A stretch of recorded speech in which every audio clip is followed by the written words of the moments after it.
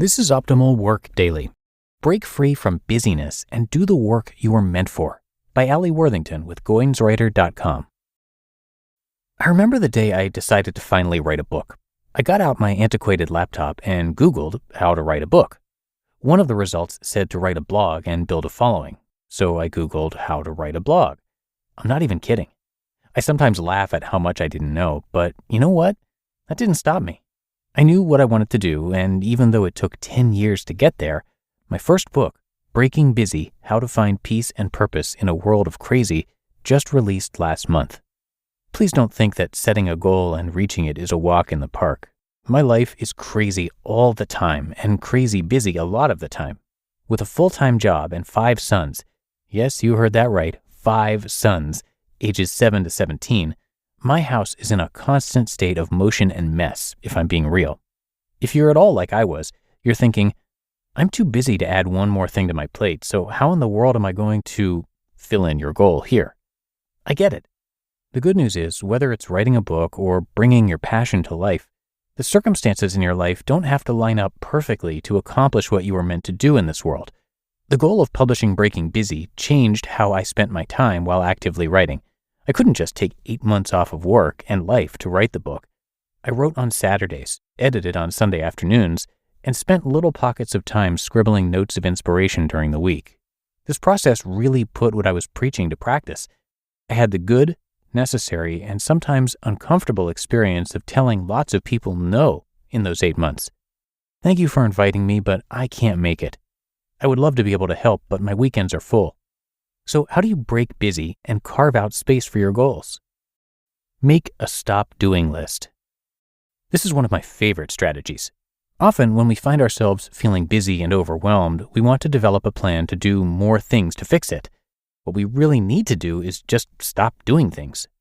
Our lives have gotten all cluttered up with things that we think we should do, so much so that we can't figure out what the things are that we were meant to do. Are you doing what you should do or what you were meant to do? And how do you go about subtracting from the clutter in your life to get to the things you were meant to do in the first place? Deciding what to subtract from your life is one of the key components of breaking busy.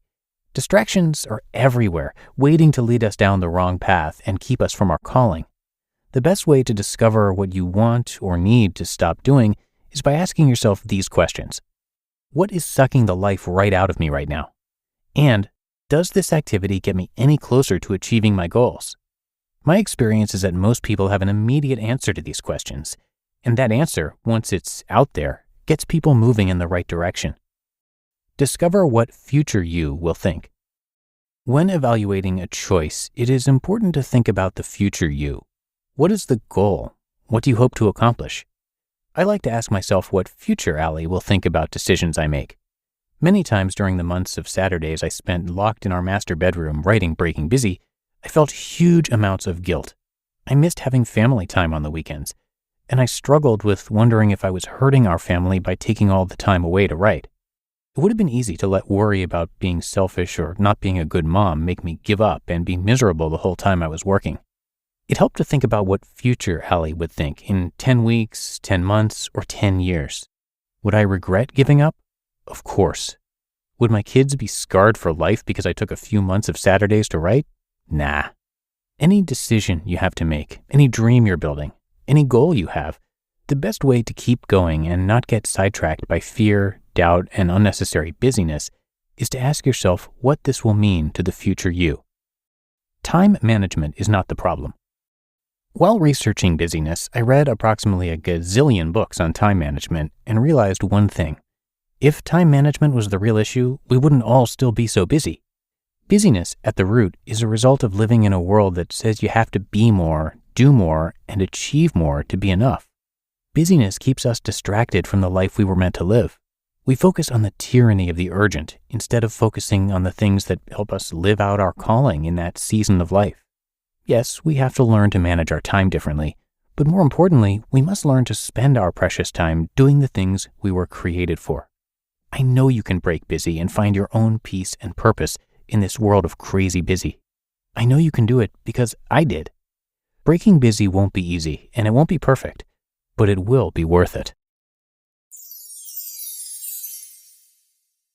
You just listened to the post titled Break Free from Busyness and Do the Work You Were Meant For by Alli Worthington with Goinswriter.com.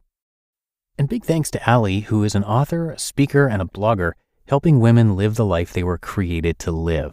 And of course, thanks to Jeff Goins as well. It is Jeff's site that this article comes from. Jeff is a super popular writer, the best-selling author of 5 books, including The Art of Work and Real Artists Don't Starve. On his site, you can hear his thoughts on writing, life, and creative work. So you're going to hear him narrate it across a few of our shows. And if you're looking to share your work, but you're afraid of becoming the starving artist, then his site is definitely for you. Lots of great advice for you there. So come check it out at Goinswriter.com. And thanks again to Jeff for letting us share his work. But that should do it for today. I hope you are having a great one. And I'll be back here reading to you tomorrow, where your optimal life awaits.